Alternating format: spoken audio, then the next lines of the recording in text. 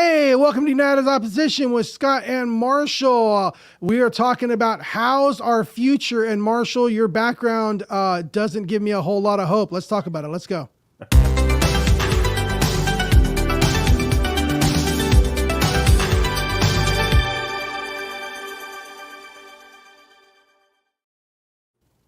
Yes, sir. This is United Opposition with Scott and Marshall, where we talk about politics, we talk about religion, we talk about all kinds of things from two differing points of view. And we're going to be talking about our future. We got the last debate going on tonight. We have you were saying we got World War III almost starting, and so there's a lot to talk about in this show. But first off, I want to just first talk about a sponsor of the show. We have a new sponsor.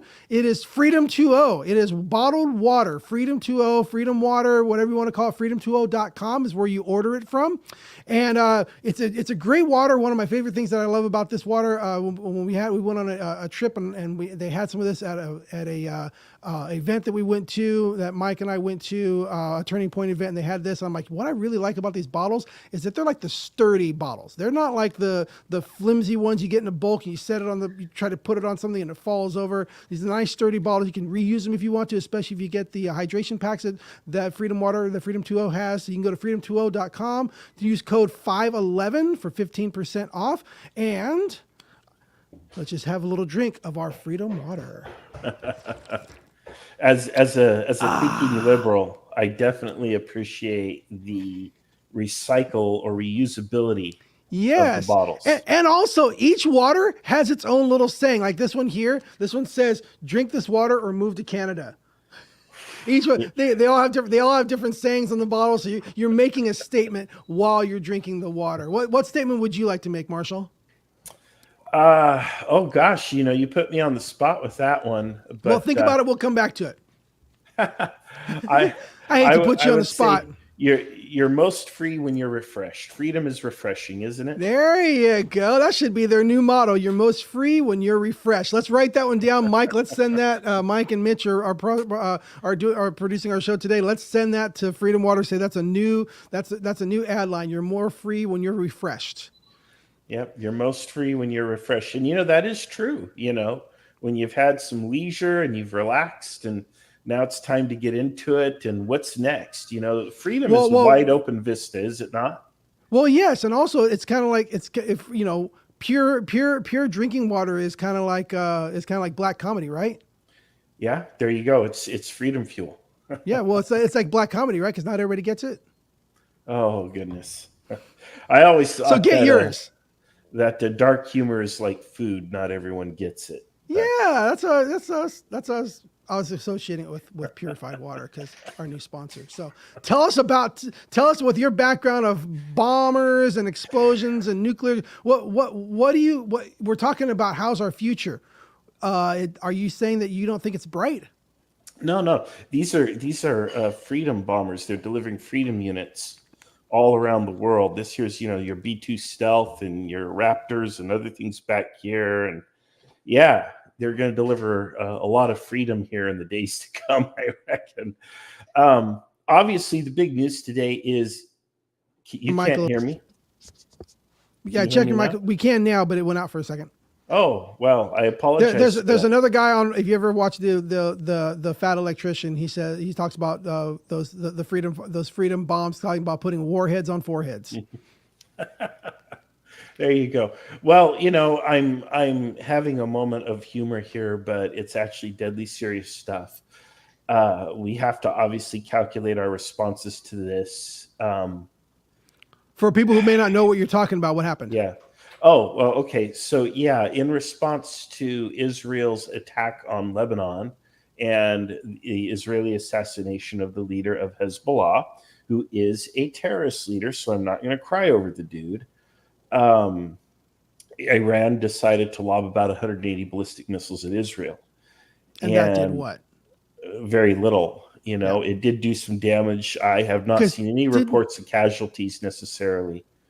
I don't want to rain in your parade of World War III, but didn't this already happen like a year or two ago? Like Iran launched it and like nothing. Yeah, about a year ago. And in this case, the attack was stronger, but again, also repelled.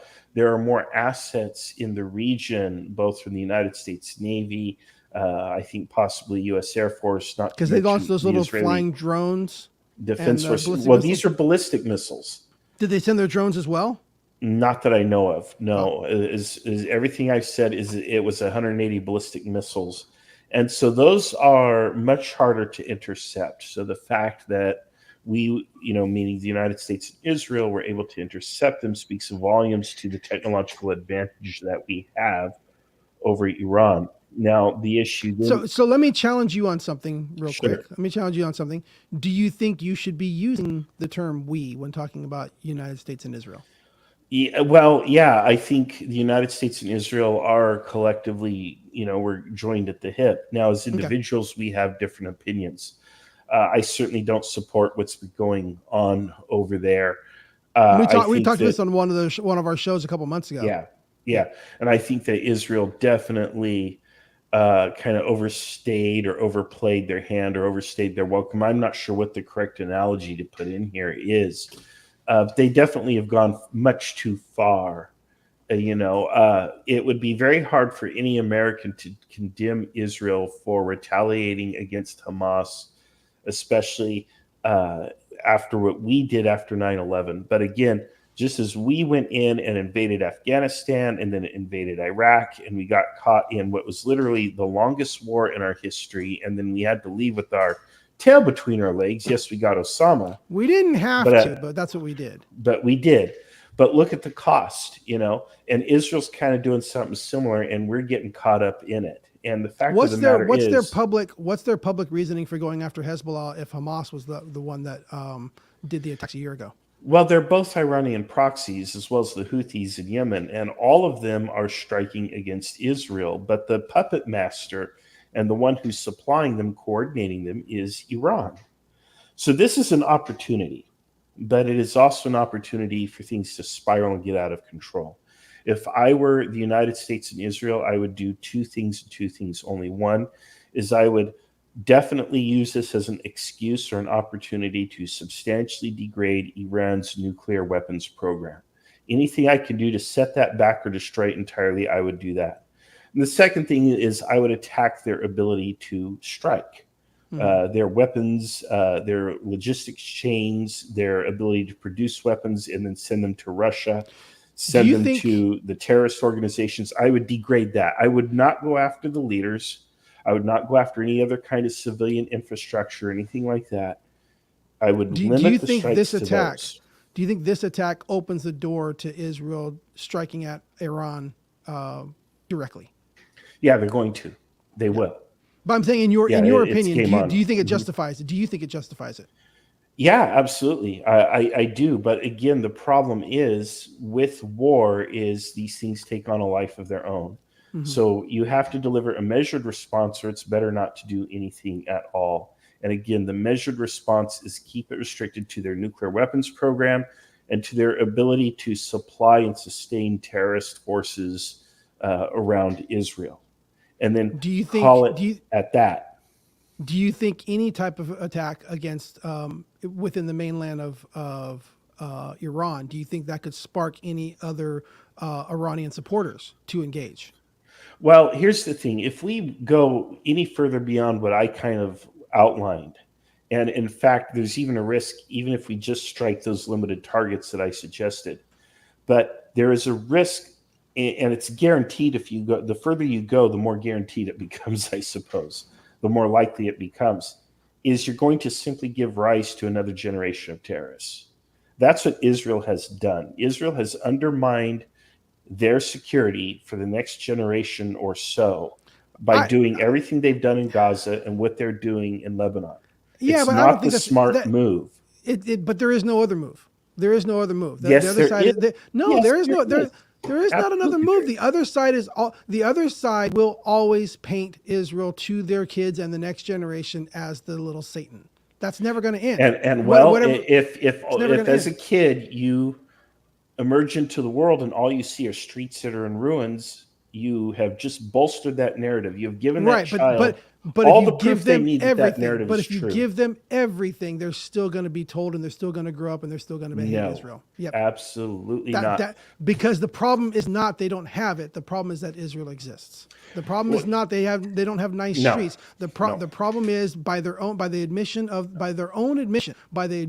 the leaders who represent them, it is Israel does not have a right to exist. So whatever Israel does, they will always get attacked. Don't defend, Mhm. they will always get attacked. They will always and the kids will the kids of Hezbollah, the kids of Hamas, the kids of Iran, they will always, the next generation will always be told Israel's the little Satan. There is nothing that Right. Israel can do on that side. So the strategy, the path forward, I think, is very well illustrated. If you look at the aftermath of World War II, you look at Japan and Germany, two of our closest allies today.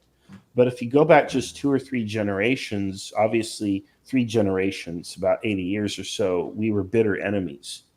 And we were doing everything we could to destroy each other. It has Right, but there taken, was not a religious and cultural divide like there is between Israel and the rest of the Arab world. That goes back oh, I disagree with thousands. you. That goes back thousands of years. Okay, That sure. goes back. That That's goes a back. special case, but there's Yes, it no is a special reason. case. There's no reason why Muslims and Jews and Christians cannot coexist peacefully. We Yes, do there right here is. in the United It's States it's and around everywhere else in the world. in every Muslims, Western Jews, and in every Christians. Western Christian controlled Western ideal place. Yes, that can happen. In any Muslim controlled country, no, you cannot be Jewish. You cannot be Christian in their country. No, In I Israel, don't think so. in Israel, yes, You yes. ever hear a thing called the Ottoman Empire? Have you ever heard? Do you even know that Christians are being killed right now in Ethiopia and Kenya by Muslims? Yeah, Our church is absolutely. part Sure, of sure. my church is part of a group Yeah. that supports and teaches pastors And Christians are there. killing Muslims in Nigeria and other things. It's going around, and it's got to stop on both sides. No, no, It's no, got no, to no, no, stop. no, You no. have to condemn it universally. You don't have Christians cutting off people's arms. You don't have Christians going into churches Oh, on church really? services, killing and Oh, murdering people in really? the church. I remember in like this is almost 10 years ago now, but I remember I'm seeing talking about videos right now. I just said out of right now. This Nigeria. is still happening. This is happening right now. Okay. At the All end of right, the in day, Muslim controlled areas, in we have to Christian controlled condemn areas, all of this violence. in American controlled areas, in Israel, you can be Muslim, you can be Christian, you can be Jewish, you can be anything. In the United States, you can be anything. In a Muslim controlled country, you cannot. You Okay, cannot be so anything. what do you So propose we do? the common denominator for the problems is Islam. Okay, what do you propose we do? Should we just go ahead and just have it out? Deploy the bombers, deploy the nukes, let's just do it? You just What's have your to solution? retaliate in kind. And eye for an eye makes the whole world blind. You're cool with that? You see, and for me personally as a Christian, I have to act one way, but as a country to protect its people, it has to act a certain way. A country has to enforce laws. A country has to enforce, for the safety. It has to say if you're going to attack here, then you're going to receive an attack. It has to produce a way to cause the other side to try to rethink, at least taking action. And defend against the action and have recourse against the action to help prevent that action from happening in the future. What trying to tell me, turn the other cheek as a Christian onto what you should do as a government, that doesn't apply. That doesn't Okay. apply. In fact, even in the Bible, it says that the government does not carry a sword for nothing. Right. Like So what I'm saying though is as people, we need to advocate for peace. I understand that there's going to be retaliation from Israel and the United States against Iran. And I have outlined what I feel reasonable retaliation should be, because I think keeping nuclear weapons out of the hands of the current Iranian regime is a really good idea. And cutting off those logistical networks that provide support to terrorist groups like Hezbollah, Hamas, and the Houthis is also a good idea. or cutting off the communication by blowing up pagers. You think that was a good idea? Well, if it's limited to the actual terrorists, Which it was. know. It was Okay, specific so to the terrorists. terrorists. It did two I'm not things. going to It cry atta- over it- terrorists, It Scott. I'm attacked not the going to cry terrorists, over terrorists. and it attacked their But- communication system. It was a but- brilliant attack. Terrorists aren't just the people in flip flops with AK-47s running around, setting IEDs or whatever. Nations can engage in acts of terror too, and I think that we've been seeing this. and it needs to stop. And the biggest sponsor of all of it is the United States. We are the Iran to, we are what Iran is to You the cannot call terrorist groups every in the act Middle of East. violence a terrorist attack. Well, what do you call it then? You cannot call every act of violence a terrorist attack. Okay. But just because it's state sanctioned or there's a state behind it, I don't know. It's evil. I don't agree. I think evil requires malicious intent. I think evil requires malicious intent. And Wow. so if you're shooting at me while And hiding bombing a hospital's not no, malicious intent. when you're shooting at me from the hospital, hiding behind patients, and I shoot at you and hit a patient, it was not malicious intent to kill the patient, but it was malicious intent on your part to hide behind them. That's evil. Shooting at you because you're shooting at me and hitting a hostage that you're hiding behind, hitting an innocent that you're hiding behind, that you put that innocent there and you're shooting, you are killing that person. You are killing that innocent. You have malicious intent. You have malicious intent with that. I don't have malicious intent to defend myself. That's the difference. In the first place. And just let them shoot me. Well, they can't just let them shoot you if you're not there. No, they're coming into my country. They're coming into my home. Okay. They can't. They paraglided into my house. They paraglided into my house. And you're trying to tell and have a hostage there. What if the person that they're hiding behind is a loved one? These actions are not. What if equal. the person the actions of Israel and the actions of the United States and the actions of Israel are not equal to the terrorists. And you know that. I think you know that, and I don't think you're genuine in what you're saying. You cannot, in any reasonable way, compare the actions of the two. In any reasonable moral way, to say that to put malicious intent on the people who have gone out of their way every time to drop leaflets in the area saying bombs are coming. America did that in World War II. Germany didn't do that. Japan didn't do that. America did that. Said, hey, bombs are coming. We're trying to reduce the civilian casualties. We're doing the best we can with the technology we have. And the technology we have right now is we can drop that bomb right there. But if you have a civilian right there next to you, well, we're going to drop it on you. You put the civilians there. How can we not defend ourselves against people who are invading our areas intentionally with malicious intent, purposely targeting innocents, paragliding into a concert with innocent people, taking them hostage and killing them, and you're equating that to bombs being sent at enemies who are hiding behind innocents. You equate those morally? You equate those in the same way? That's offensive.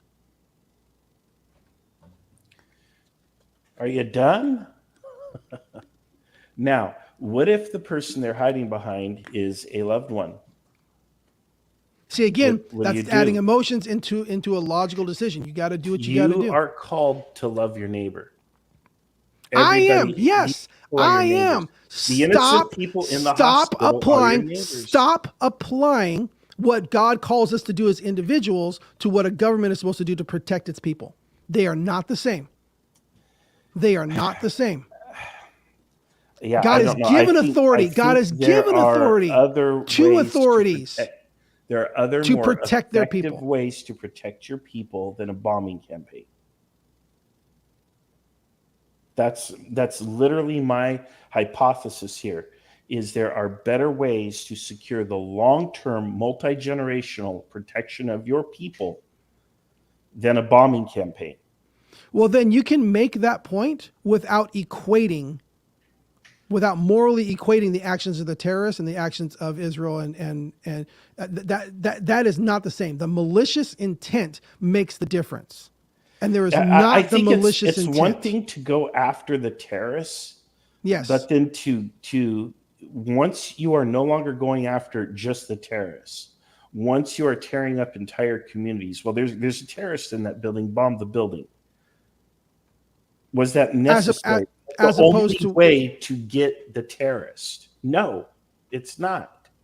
It's not the only way. And but it might be the it's the way to safest produce way. It war. might be the safest way for your Today, people. today, but not a generation from now. Israel is going to reap what they've sown here for generations. I don't want that. I'm sure you don't want that. Israel doesn't want that. The next generation of Israelis don't want that. I bet I even disagree the that they've Palestinians sown themselves that. don't want that. But at the end of the day, that's what's going to happen. The cycle of hate is going to continue until somebody breaks the cycle. It is incumbent upon both sides. And That's the Israel has Israelis tried and the multiple Palestinians times. to Israel has break tried that multiple cycle. times. And I am not saying that any side, either side, has to just sit there and take it. I think justice needs to be served. That's an important part of this. But justice But has a you're limited more scope. okay. You're more okay with innocent Jews dying than innocent Palestinians dying. You seem Where more on okay with that. where on earth did you get that idea? I'm entirely opposed to that. I'm just as opposed to innocent Jewish people being hurt or killed as I am innocent Palestinian people being hurt and killed. That's why if military action has to be taken, it needs to be taken with the aim of saving lives with a long-term view. It can't just Which be is boom, what there's a terrorist in that hospital, drop a bomb because it's safer for our troops. Well, that's true. there's not no but there's it's not not a safe in the terrorist in long that. term. There's not a terrorist sitting in that hospital. That's the only way to do it. There are rockets actively being fired from within that hospital. Mm-hmm. And as we That's see, the they difference. have okay. So you're going to have to do something different. And in And my even case, in the example that you've given, that hospital was brought down because the terrorist bombs exploded and malfunctioned. okay. So again, you have to cut the line of communication. And in military speak, a line of communication is the line of supplies going from wherever they're produced to Which is wherever what they're they delivered, do. wherever they're used. Which is what they You do. have That's what to all cut the. that line. That's what No. all the. No, it's That's why originating in no- Iran. Nobody has destroyed the factories in Iran. Nobody has done so much as a cyber warfare campaign to just turn off the electricity or cook the machines or the computers like they did with the nuclear program back like 20 years ago. There was a You are computer so virus that funny. they used to destroy the Iranian centrifuges. You are so. Why not funny. do something similar now? You And are if you're so going to drop funny. a bomb, then drop a bomb on the factory and destroy the factory so that it can no longer produce these weapons of mass You are destruction. so funny because the side that you represent, when Israel does do that, the few times that it's happened, everybody condemns Israel for going into Iran. So and Israel says, okay, then we're just going to sanctions. When We're gonna have do they done sanctions, that? and we're going to do sanctions, and we're When going have to they block done that? everything from coming into Gaza They and haven't done inspect that it. yet. It hasn't been done yet. Hasn't been done. Yes, Hasn't been done. they went. It was several years ago, like a decade ago or so. Like that, when Israel flew in their jets, got permission from Turkey to fly over Turkey and went over Iraq, and then bombed a nuclear thing in Iran, and then flew back That was over. in Iraq. They Oh, bombed she's saying an they haven't done it. Iraqi. Okay, all right, then I stand corrected. They did that. They to did Iraq. that in Iraq in the 90s. Okay, and how did everybody respond to that? Good Well, job, it Israel. was- yeah, Good for job, the- Israel. Is that how everybody responded? Well, again, it made the world a safer place at the time. It did, but was Israel encouraged to do that again? Was that the answer? No, was that and, the and I answer? wouldn't No. encourage that kind of activity unless it's a last resort. Which, looking at Iran, I think you have a case. A case can be made to degrade or destroy their nuclear program and to destroy the weapons factories and their means that they have to deliver those weapons to terrorist organizations. You've got to cut that off. But again, you have to be limited in your response because the wider that response is, the more people get caught up in it, then you're actually just throwing fuel on the fire, especially for future generations. So That's do you why agree this that cycle of conflict continues. before the attack, I like the Mm-hmm. idea of stopping the weapons from coming in to Yeah. be used against Israel. So are you for or against all of the sanctions, all of the blockades, all of the things that's keeping stuff coming into Gaza? Are you for those? Because Okay. that's not killing people. You know, now not food. Food and humanitarian aid absolutely needs to freely flow in. Which it does, but Okay, it takes a long but time to get through weaponry? because they have to inspect No. everything. They have to inspect so everything. it is, and you know what? Okay, until we know that Because those so supplies many can get in sides there. are Yep. trying to sneak stuff in. And I don't think that's unreasonable. I think maybe, if anything, we simply need to allocate more resources to ensure that enough But is again, coming in. you in our talks before have used that very thing as a way that Israel's been bad because, see, look, they don't that nobody can come in. It takes so long for things to be rebuilt because they're not letting stuff get in. You've used Right, that argument right. against me Well, in it's our not. talks before. It's not necessary to delay things indefinitely or to the point that people are starving. And If at you the have end of to the check it day, all, if okay, at the end of the day, how about the other it- side stops putting weapons in with the food? oh, I agree with you. I absolutely agree with you. But then why do you put the onus on Israel? Because they're the side that has the power to prevent the food and the water from coming in, and the food and the water must flow. You can't have everybody starve just because there's a bad actor out there. What you do is you identify who the bad actors are and you get them, but you don't punish innocent people for the actions of those few bad actors. So you're That's talking. it. It just seems odd coming from you. It sounds like the very thing that most of us on the right have been talking about, which is go after the bad people. Yeah, But every you time go Israel after the tries to bad do people, but not everybody Every ti- else in a 10-block radius. Yeah, my goodness. that's You know? because the bad people are hiding in all 10 blocks. Okay, The bad people are you need a different, purposely hiding in strategy. all the. Okay, then you need a different strategy. Period. You just need to find a different. Why is the onus not on the other side? Why do you not come with the there same is onus. passion? Why There do you is not come with the onus. same passion and say stop hiding behind innocence? Right. Why don't you start there? You start with Well, America and I Israel. do think that's an excellent starting point, Scott. I agree with you there. Well, The then how about onus, let's make sure that's why that there's happens no tears before. over the terrorists. There's no tears. But let's for make sure terrorists here. that happens. I think the responsibility is making sure that happens to Mm-hmm. stop hiding behind innocence. If you don't stop hiding behind innocence, then innocents are going to die. Well, again, I think you need to rethink the strategy and find a different solution. It is never okay for either side to either put innocent lives in jeopardy or to take those innocent lives. Neither are okay. And both of them are basically co-equal, in my opinion.